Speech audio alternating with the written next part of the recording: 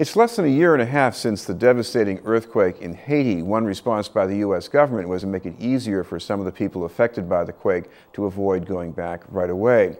But this month, the government planned to go ahead with deportations. That was a cause for concern among local advocates for immigrants who gathered for a vigil last week.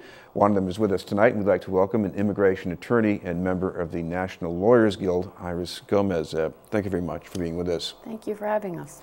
First of all, talk about what is going on here with the temporary kind of status Haitians had and what's happening with that now.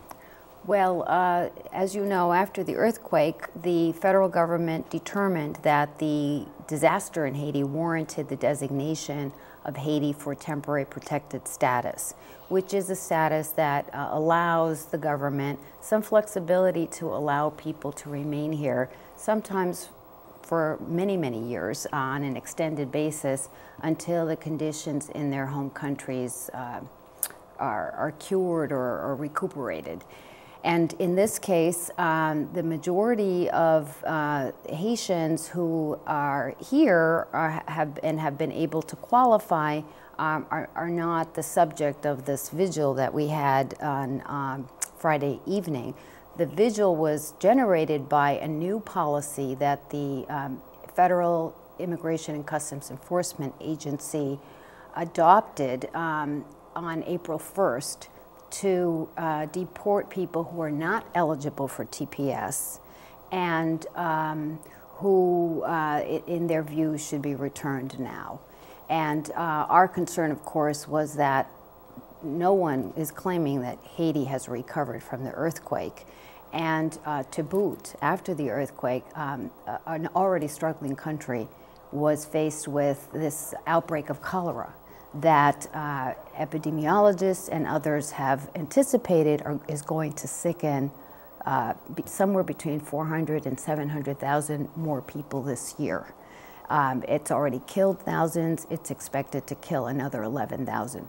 So sending these individuals back to these conditions is not wise in terms of the timing. What's generally the difference between a Haitian refugee who was eligible for this kind of temporary status and somebody who was here maybe without authorization who's not eligible? Is it just basically a matter of timing when they came here? For some of them, it's a matter of timing. They came too late after the earthquake. For example, we had some families who were evacuated by our government afterwards, but got here too late for that, even with the government's assistance, did not qualify.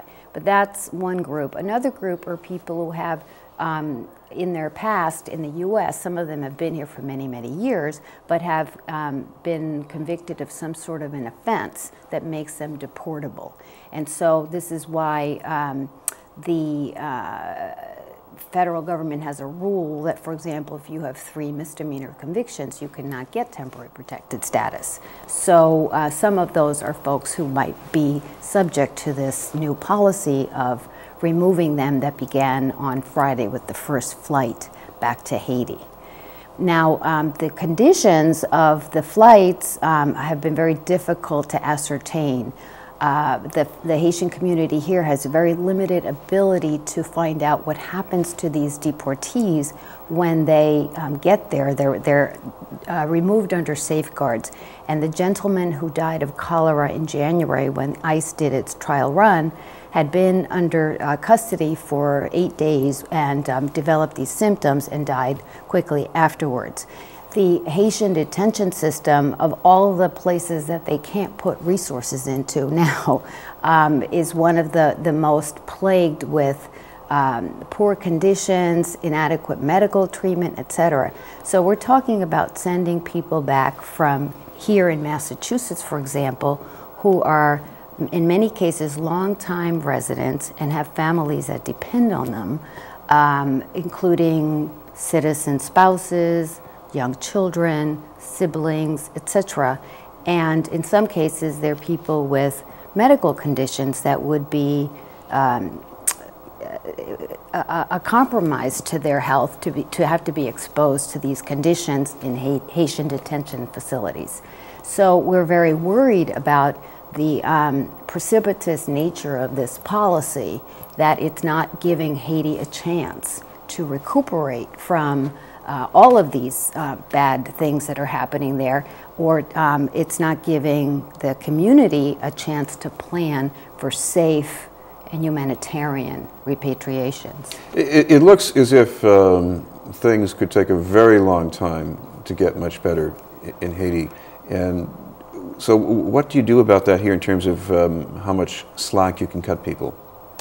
Well, lamentably, there are limited ways for people to secure legal permission who are in the condition that some of these Haitians are in.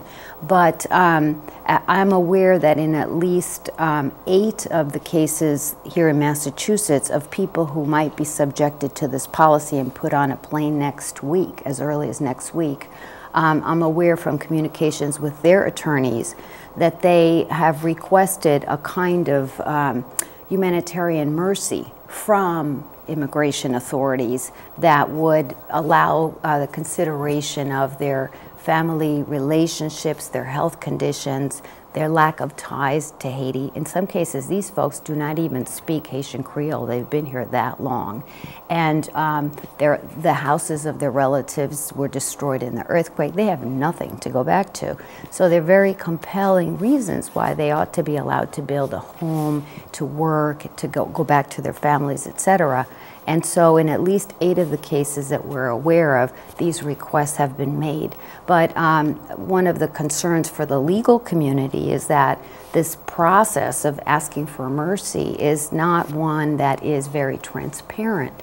And so one does not even know, are they really considering these requests, or are all these individuals scheduled for the flight and it really doesn't matter that they're asking for mercy? So it's a very ambiguous situation, and it really handicaps the Haitian community, the families of these individuals, the detainees, the lawyers, in trying to do something to ensure that human life is not lost.